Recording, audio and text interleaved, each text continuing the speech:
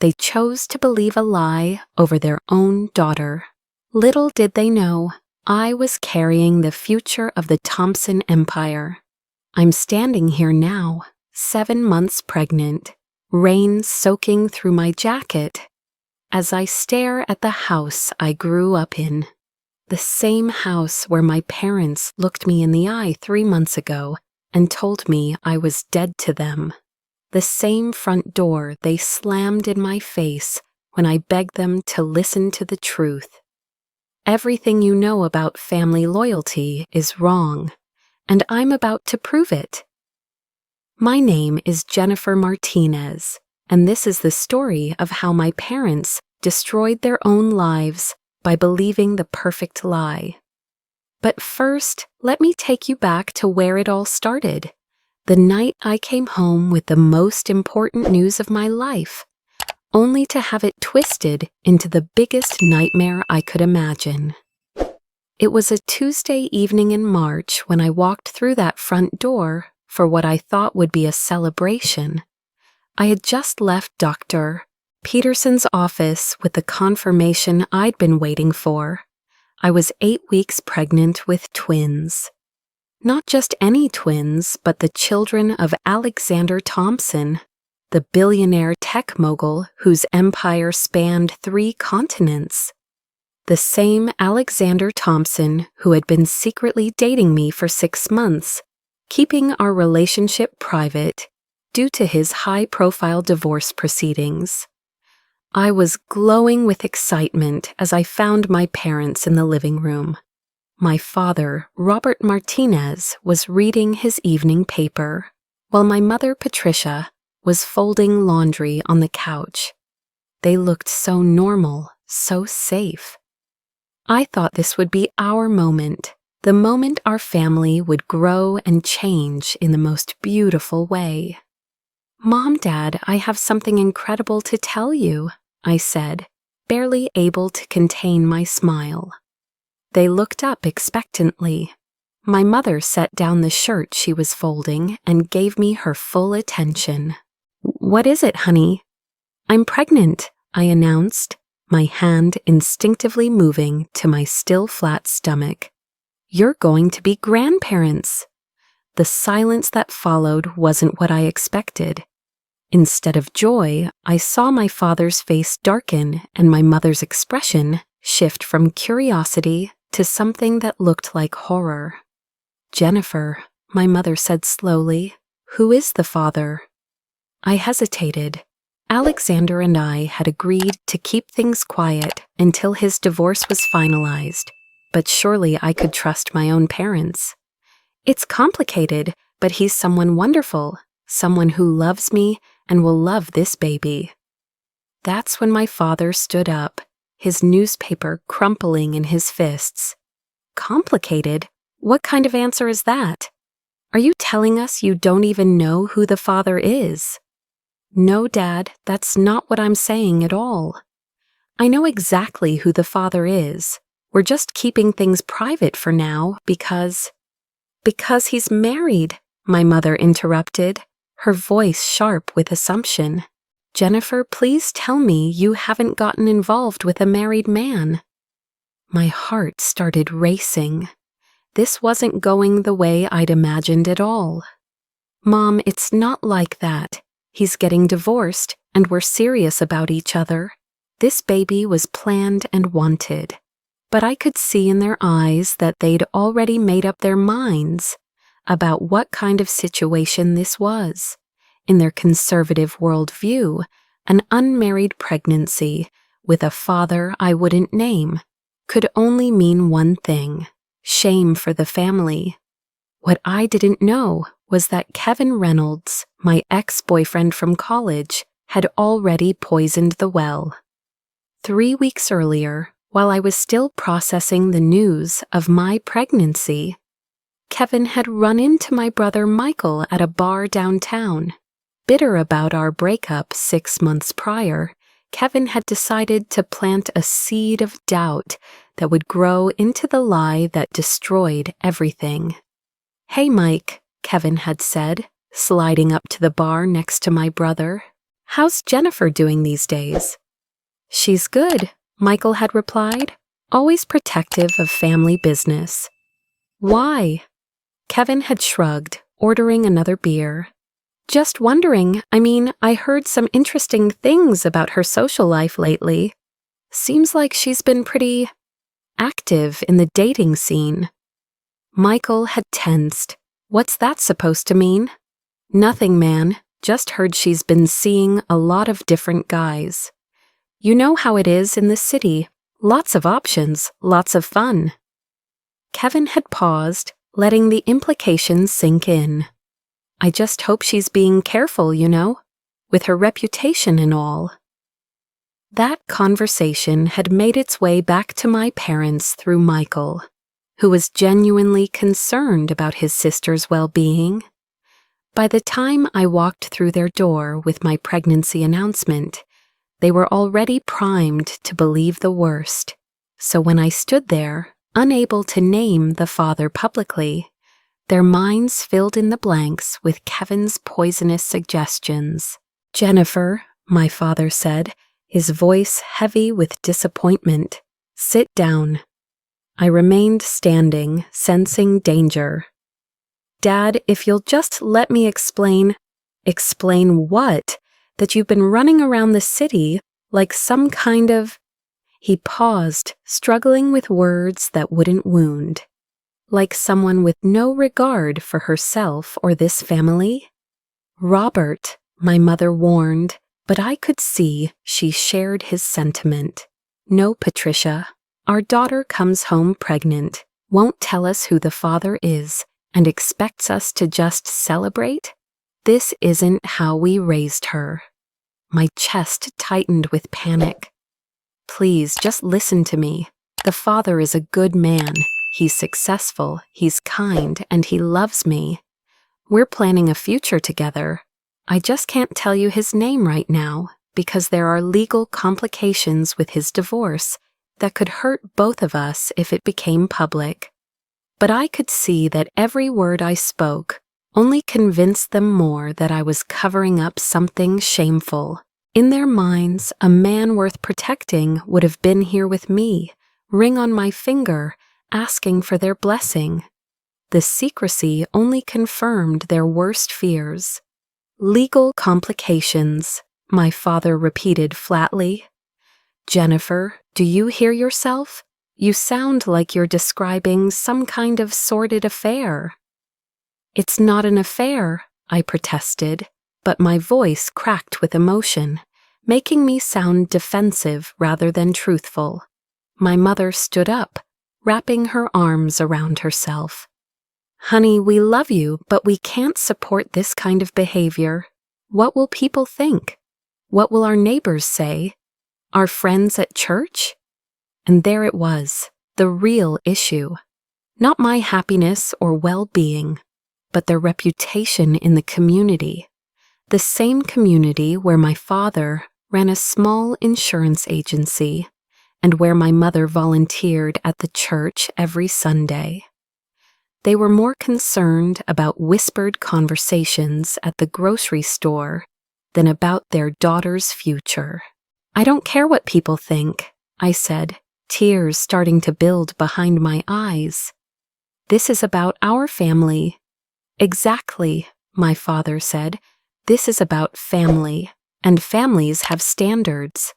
We raised you to have morals, to understand right from wrong. Getting pregnant by some mystery man who won't even show his face, that's not the daughter we raised. The words hit me like physical blows. I looked at my mother, desperate for support, but she wouldn't meet my eyes. Mom, please, you know me. You know I'm not the kind of person who would just sleep around.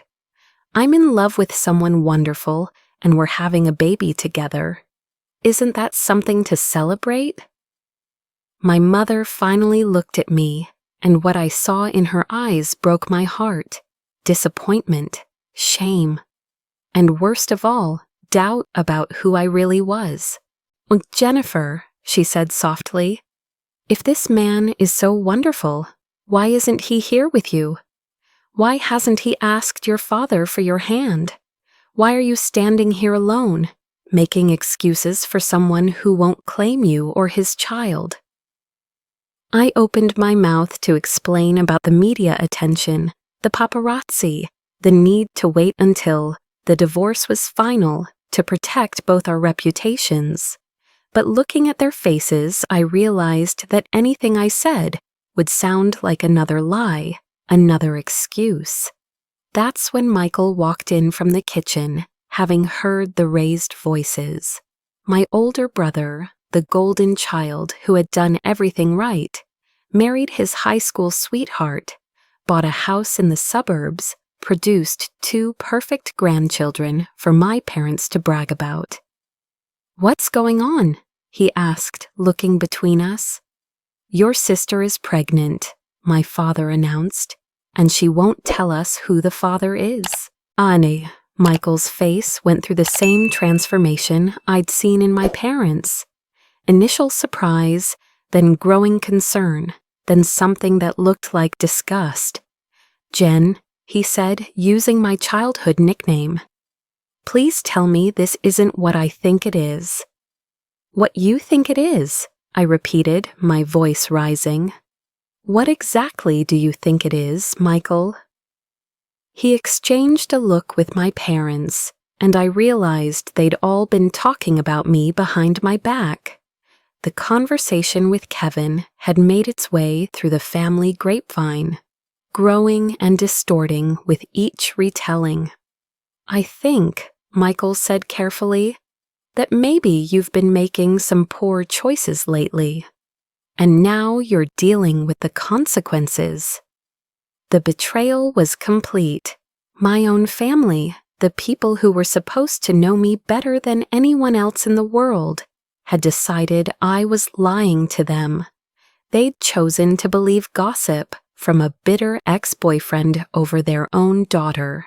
I felt something break inside me in that moment. Not just my heart, but something deeper, my fundamental belief in unconditional family love. "You're right," I said quietly, wiping the tears from my cheeks. "I am dealing with consequences, the consequence of trusting that my family would support me no matter what, the consequence of believing that you knew who I was as a person." "Jennifer," my mother started, but I held up my hand. "No, Mom, you've made your position clear. All of you have." I looked around the room at the 3 people who had shaped my entire world, who had taught me about love and loyalty and family values. You've decided who you think I am, and nothing I say is going to change that. My father crossed his arms. "If you would just tell us the truth." "I did tell you the truth. I'm in love with someone wonderful. I'm carrying his children, and we're planning a future together. But you've already decided that's impossible, haven't you? You've decided your daughter couldn't possibly be worthy of something that good." The silence stretched between us, filled with years of unspoken expectations and disappointments. I could see in their faces that they wanted to believe me, but Kevin's poison had done its work too well. They couldn't see past their own assumptions to the daughter standing right in front of them. "Maybe," my mother said finally, her voice barely above a whisper, "maybe you should take some time to think about what you really want to tell us, about who this man is and what his intentions are." It was an ultimatum disguised as a suggestion. Name the father or continue to be treated like a liar and a disappointment. I looked at each of them one more time, memorizing their faces, because some part of me already knew this was the last time I'd see them as my family. "I want to tell you that I love you," I said, "and I wanted to share the happiest news of my life with you.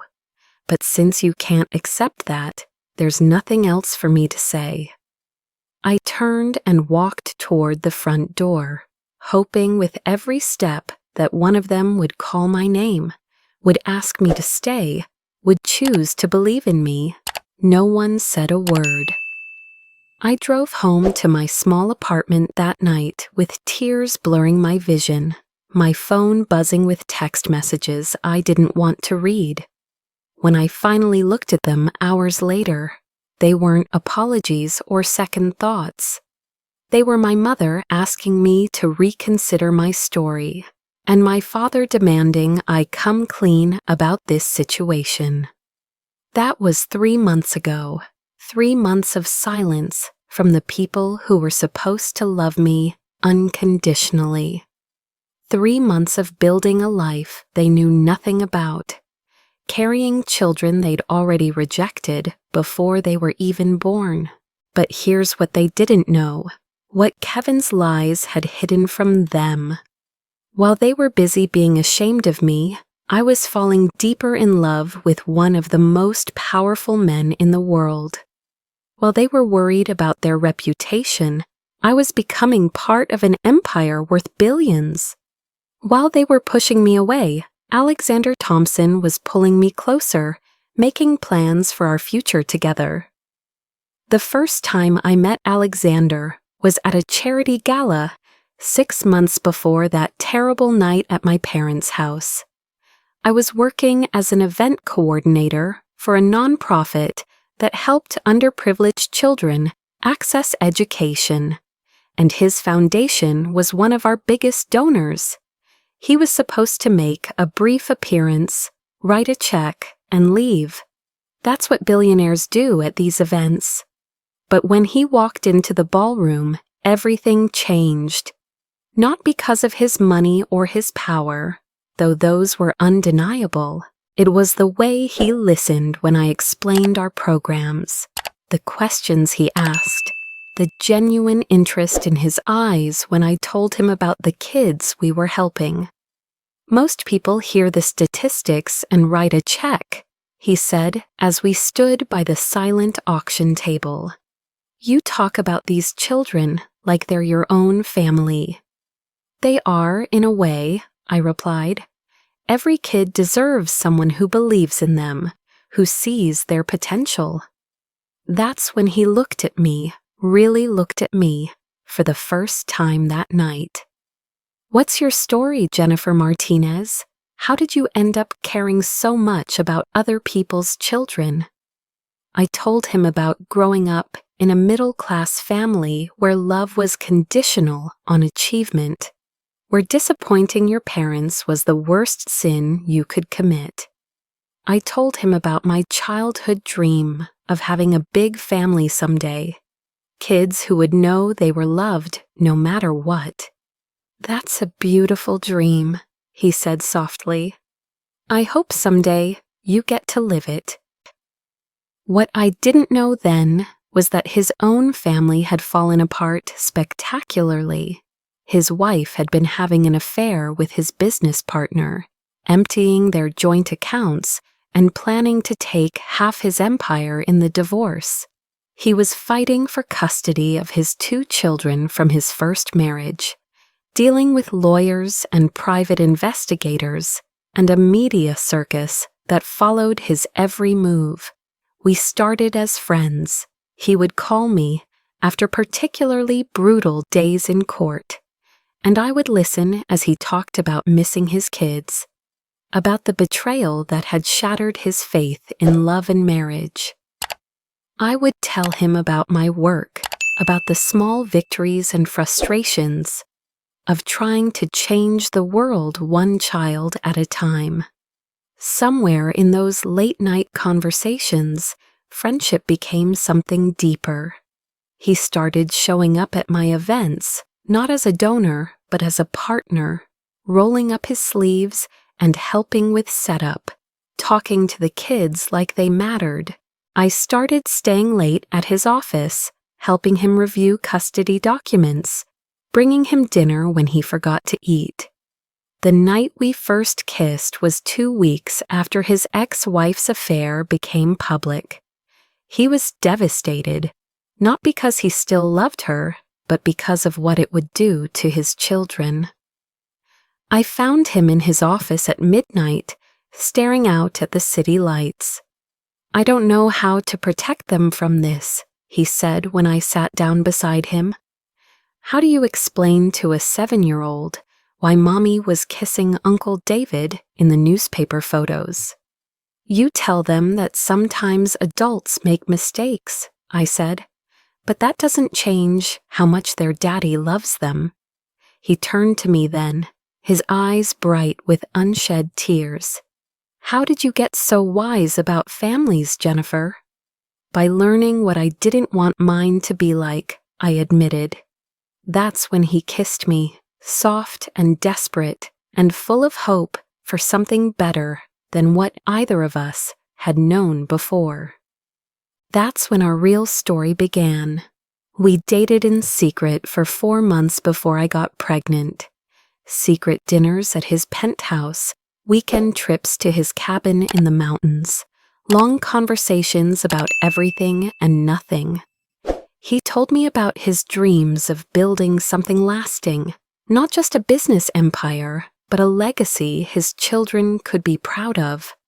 I told him about wanting a family where love wasn't earned, but simply given. When I found out I was carrying twins, Alexander cried. Actually cried. Not from fear or disappointment, but from pure joy. "Twins," he whispered, his hands on my barely there bump. "Jennifer, we're gonna have twins." "Are you happy?" I asked, still afraid that this was too good to be true. "Happy doesn't begin to cover it," he said. "I'm terrified and thrilled, and already completely in love with these babies, with you, with our future." That's the conversation I wanted to have with my parents. That's the joy I wanted to share with them. Instead, I got Kevin's poison and their shame, and a door slammed in my face. But they had no idea what they'd thrown away. While they were busy being embarrassed by their pregnant daughter, that daughter was planning a wedding with one of the most eligible bachelors in the world. While they were worried about gossip at church, their grandchildren were going to inherit an empire. The irony was almost funny, if it hadn't been so heartbreaking. After that night, I threw myself into preparing for my new life. Alexander insisted I move into his penthouse, where I could have the best prenatal care and security. He hired a team of lawyers to handle his divorce expeditiously, paying his ex-wife more than the prenup required, just to speed up the process. He wanted to marry me before the twins were born. "I want our children to know from day one that their parents chose each other," he said as we looked at wedding venues. "I want them to grow up seeing what real love looks like." Meanwhile, my family continued their silence. No calls, no texts, no attempts to reach out. My mother's sister, Aunt Carmen, called once to say how disappointed the family was in me, how I was breaking your mother's heart. When I tried to explain that I was happy, that I was loved, she cut me off. "Jennifer, honey, if this man really cared about you, you wouldn't be dealing with this alone. The fact that he's letting you face your family's anger by yourself tells you everything you need to know about his character." I wanted to tell her about the lawyers working around the clock to finalize his divorce, about the security team protecting me from paparazzi, about the wedding plans and the nursery being designed, and the trust funds already set up for the babies. But I knew she wouldn't believe me. Just like my parents, she'd already decided what kind of story this was. So I stopped trying to convince them. Instead, I focused on the family I was building with Alexander, on the life growing inside me, on the future that looked brighter than anything I'd ever imagined. But late at night, when Alexander was at the office and I was alone in the penthouse, I still cried for the parents who had chosen their pride over their daughter. I still mourned the family that could have been, the grandparents my children would never know. Little did I know that while I was grieving them, they were about to face consequences they never saw coming. The same pride that had cost them their daughter was about to cost them everything else too. Because sometimes the lies we choose to believe destroy more than just relationships. Sometimes they destroy entire lives. And my parents were about to learn that lesson the hardest way possible.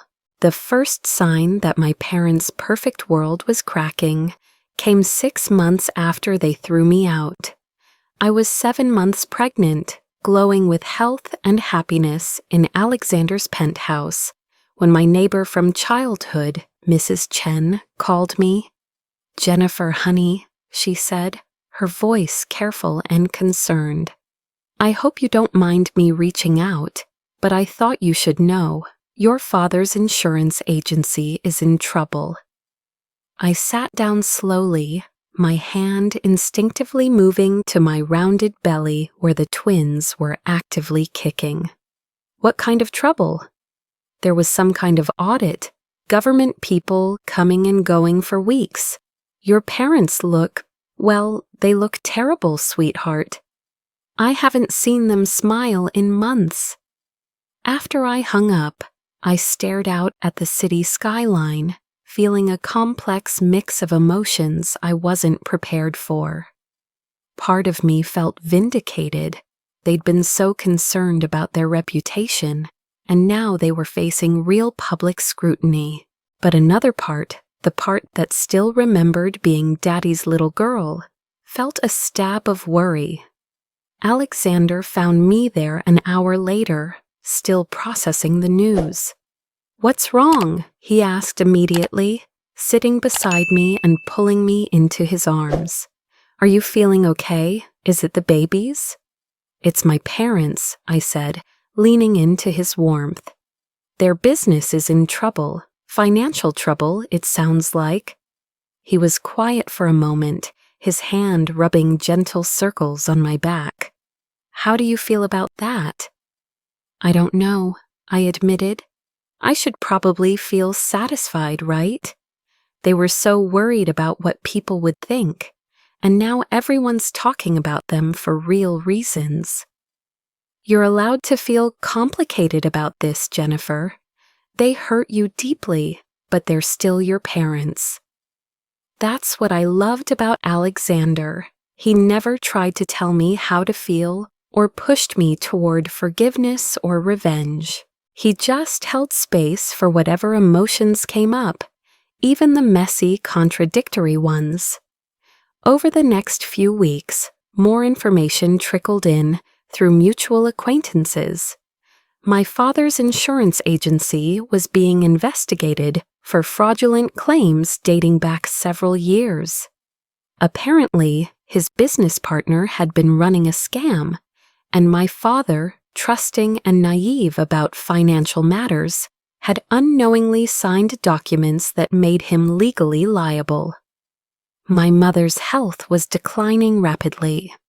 The stress of the investigation, combined with what Mrs. Chen delicately called guilt over the family situation, had triggered a series of panic attacks that landed her in the emergency room twice. "She keeps asking about you," Mrs. Chen told me during one of our conversations. "Your mother, I mean. She asks everyone if they've heard from you, if they know how you're doing, but she's too proud to call herself." "She made her choice," I said, but my voice lacked conviction. "Did she, though?" Mrs. Chen asked gently. "Or did she just make a mistake? A terrible, pride-filled mistake that she doesn't know how to fix?" Meanwhile, my life with Alexander was becoming more beautiful every day. The nursery was finished, a serene space in soft yellows and greens, with hand-painted murals of fairy tales and adventure stories. We'd hired a night nurse and a nanny, not because we wanted to be absent parents, but because Alexander was determined that I would never feel overwhelmed or unsupported. "I want you to enjoy every moment of motherhood," he said as we stood in the nursery, admiring the twin cribs positioned so our babies could see each other from birth.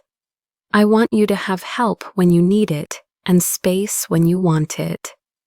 Our wedding was planned for 2 weeks after my due date.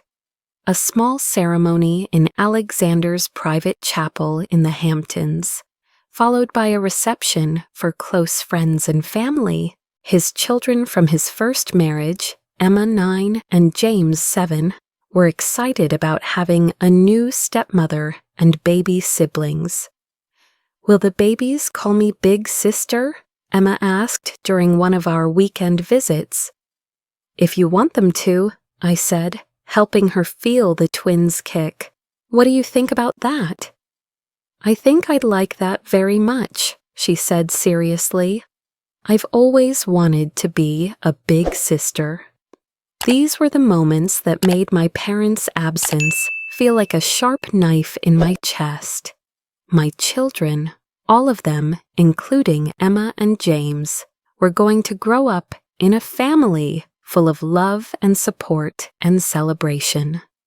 But they would never know their Martinez grandparents, never experience the kind of unconditional acceptance I dreamed of giving them. The irony wasn't lost on me. I'd found the family I'd always wanted, but lost the one I'd been born into. The phone call came on a Tuesday morning in November. I was 36 weeks pregnant, officially on bed rest after a bout of early contractions, when my phone buzzed with a number I hadn't seen in 8 months. Michael, my brother. I stared at the screen for 4 rings before answering. "Jennifer?" His voice was rough, like he'd been crying. "Jennifer, please don't hang up." "I'm here," I said quietly. We need to talk about everything, about what happened, about what we believed, about—" He took a shaky breath. "About how wrong we were." My heart started pounding so hard I could feel it in my throat. "What do you mean?" "Kevin called me last week. He was drunk and rambling, and God, Jen, he told me what he did. How he lied to me about you. How he made up all those stories because he was angry about your breakup." The room seemed to tilt around me. After all these months of silence, of being treated like a pariah, the truth was finally coming out. Not because my family had chosen to believe in me, but because my ex-boyfriend had a guilty conscience. "He said what, exactly?" I asked, my voice eerily calm. "He admitted he made it all up. The stories about you dating multiple guys, about you being reckless and irresponsible. All of it was lies. He said he was jealous because you'd moved on and seemed happy without him." I closed my eyes, feeling a wave of vindication mixed with devastating sadness. "And you believed him. All of you believed him over me." "We did," Michael said, his voice breaking. "And we were wrong. Jennifer, we were so incredibly wrong. And I don't know how to fix this." "You can't fix this," I said simply. 8 months ago, I stood in our parents' living room and told you the truth about my pregnancy, about being in love with someone wonderful. And you chose to believe gossip from a bitter ex-boyfriend instead. I know we did, and it's the biggest mistake of my life. But Jen, we're family. We're supposed to forgive each other's mistakes." "Family," I repeated. "Is that what we are? Because family is supposed to support each other. Family is supposed to believe in each other. Family is supposed to choose love over fear." There was silence on the other end of the line. "How's Mom?" I asked, because despite everything, I needed to know. She's not good, Jen.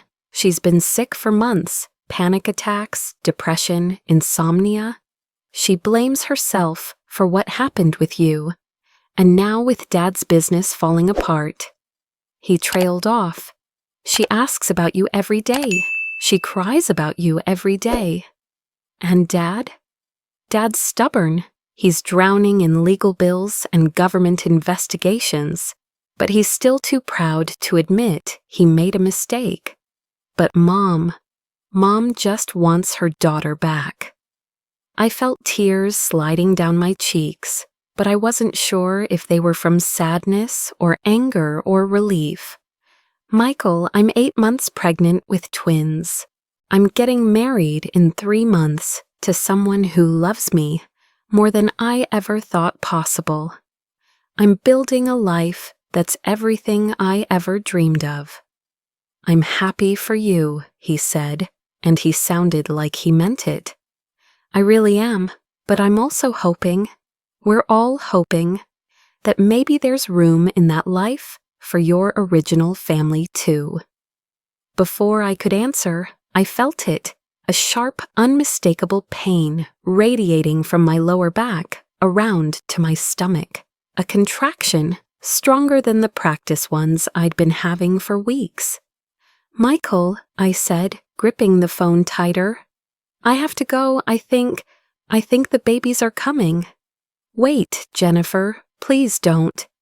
But I was already hanging up, already calling for Alexander, already feeling the next contraction building. Our twins, Isabella Rose Thompson and Alexander James Thompson, Jr., were born 6 hours later after a labor that was intense but mercifully short. Alexander held my hand through every contraction, whispering encouragement and reminders to breathe. When Isabella emerged first, screaming with healthy lungs and perfect pink fingers, I sobbed with relief and joy. 2 minutes later, when AJ followed his sister into the world, Alexander was crying too. They're beautiful, he whispered, kissing my forehead as the nurses cleaned and weighed our children. Jennifer, they're absolutely perfect. Just like their daddy, I said, exhausted but euphoric. The next few hours were a blur of medical checks and visitors and the surreal experience of holding my children for the first time. Emma and James were enchanted by their new siblings, taking turns sitting carefully beside my hospital bed and marveling at tiny fingers and toes. They're so little, James whispered in awe. Were we ever that small? Even smaller, Alexander told him. You were born 2 weeks early and weighed less than 6 pounds. Will you tell Isabella and AJ stories about when they were born? Emma asked. Every year on their birthday, I promised, just like Daddy tells you stories about your birth. It wasn't until the next morning, when the initial excitement had settled and I was nursing Isabella while AJ slept in his bassinet, that Alexander brought up the phone call from Michael. Your brother called the nurses' station, he said carefully. They told him you'd given birth, but they wouldn't give him any other information without your permission. I looked down at my daughter's perfect face, at her dark hair and long eyelashes, at the way she held on to my finger while she nursed. Did he leave a message? He said to tell you that your whole family is in the hospital waiting room. They've been here since yesterday afternoon. My heart stopped. They're here, all of them? Your parents, your brother, his wife, and your Aunt Carmen. They brought flowers and balloons and... They're crying a lot, according to the nurses. I felt overwhelmed by a rush of emotions I wasn't prepared for. Joy that they'd come, anger that it had taken this long, fear that they might disappoint me again, hope that maybe we could find a way back to each other. I don't know if I'm ready, I admitted. Alexander sat on the edge of my bed, careful not to disturb Isabella. You don't have to be ready. You don't have to see them at all if you don't want to. But Jennifer, you should know. They look genuinely devastated.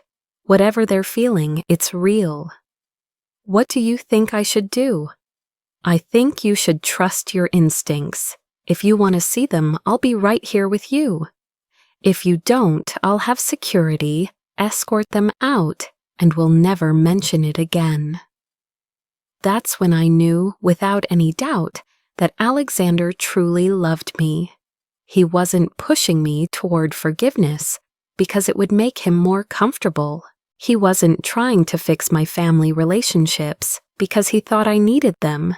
He was simply supporting whatever decision would make me happiest, even if it meant cutting ties with my birth family forever. I want to see my mother, I said finally. Just my mother, for 10 minutes.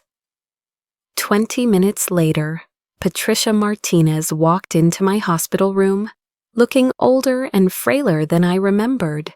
Her hair had gone almost completely gray, and she'd lost so much weight that her clothes hung loosely on her frame. But her eyes, when she saw me holding Isabella, filled with a wonder and love that reminded me of my childhood. "Oh, Jennifer," she whispered, her hands pressed to her mouth. "Oh, honey, she's beautiful." I corrected gently. "There are two of them. This is Isabella and that's AJ." My mother's gaze moved to the bassinet where my son slept peacefully, and the tears started flowing in earnest. "Twins. You had twins." I did. She stood there for a moment, seemingly afraid to come closer. Would it be okay if You can sit down, Mom," I said, gesturing to the chair beside my bed. She moved carefully, as if she were in a museum full of priceless artifacts. When she was seated, she looked at me with such raw emotion that I felt my own tears starting. "I failed you," she said simply. "I failed you as a mother, and I failed your children as a grandmother, and I don't know how to live with that. Mom, no, let me say this. I need to say this." She took a shaky breath. "When Michael told us about Kevin's confession, about the lies he told, I wanted to die from shame. Not because of what people would think, but because of what I did to my own daughter." She looked down at her hands, which were trembling slightly. "I let my pride and my fear make me believe the worst about you. I let other people's opinions matter more than my faith in the daughter I raised. And then, when you needed me most, I abandoned you." "You did," I said quietly. "It wasn't cruel, just factual. I know I did, and I know that sorry isn't enough. I know that showing up here now, after you've already given birth, after you've already built a life without us, isn't enough either." Isabella finished nursing and made a small sound of contentment. Without thinking, I shifted her to my shoulder to burp her, the movement automatic and natural, despite being a new mother. "You're a natural," my mother said, watching me. "You always said you wanted to be a mom someday." "I remember," I said. "I remember a lot of things about the dreams I used to share with you." We sat in silence for a moment, both of us probably thinking about all the conversations we'd missed, all the moments that couldn't be recovered. "The father," my mother said eventually, Is he good to you?" I looked over at Alexander, who was standing by the window, giving us privacy while still being protective. He was on his phone, quietly handling business, but I could see him glancing over every few seconds to make sure I was okay. "His name is Alexander Thompson," I said, "and he's the best man I've ever known." My mother's eyes widened in recognition. "The Alexander Thompson, the billionaire? The man who loves me and wants to marry me and build a family with me, I corrected. The man who held my hand through labor and cried when his children were born. She was quiet for a long moment, processing this information. That's why you couldn't tell us his name before. Because of his divorce, because of the media attention. That's why. And we... She trailed off, the full weight of their mistake settling over her. We threw away our daughter's happiness because we were afraid of gossip. You did. She started crying again, deep sobs that shook her whole body.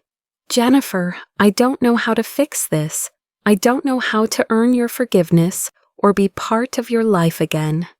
But I'm begging you, please don't let our mistakes cost us our grandchildren too.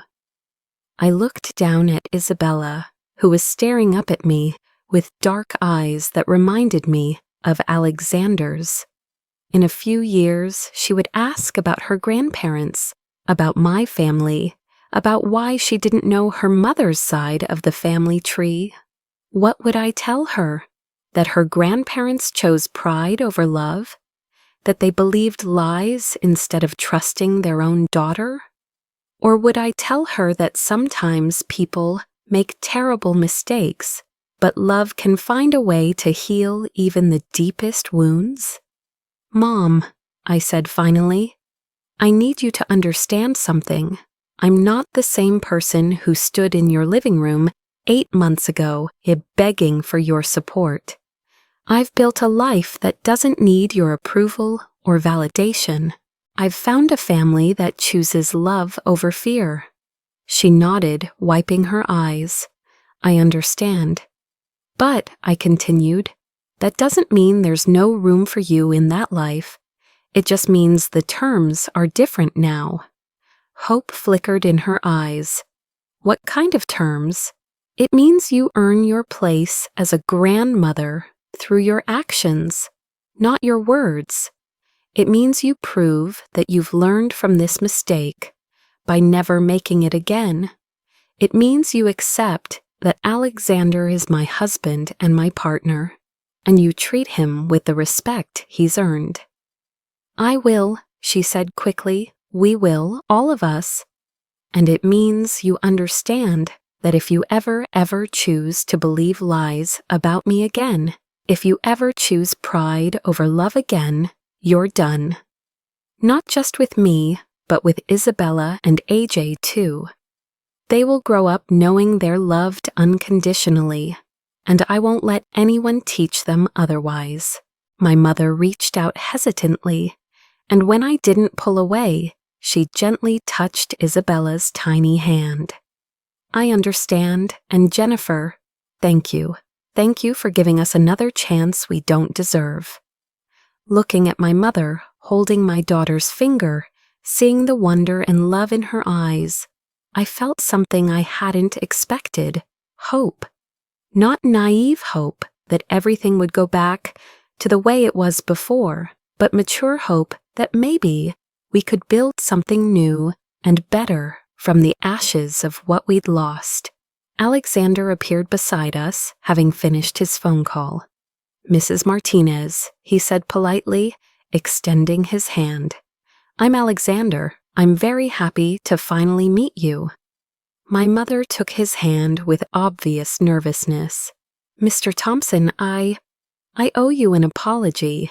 We should have trusted Jennifer when she told us she was with someone wonderful. You owe Jennifer an apology, he corrected gently but firmly.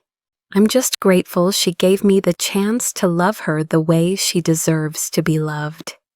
And in that moment, watching my mother shake hands with the man who had saved me from despair, watching her hold my daughter with tears of joy and regret streaming down her face, I understood something profound about forgiveness. Forgiveness isn't about pretending the hurt never happened or going back to the way things were before. Forgiveness is about choosing to build something new from the wreckage, something that honors both the pain of the past and the possibility of the future. My parents had failed me spectacularly, but they were also human beings capable of growth and change. My children deserved the chance to know their grandparents, and my grandparents deserved the chance to love these babies the way they should have loved me. It wouldn't be easy, and it wouldn't be immediate. Trust, once broken, takes time and consistent action to rebuild. But as I watched my mother sing softly to Isabella, as I saw the genuine remorse and love in her eyes, I thought maybe we had a chance.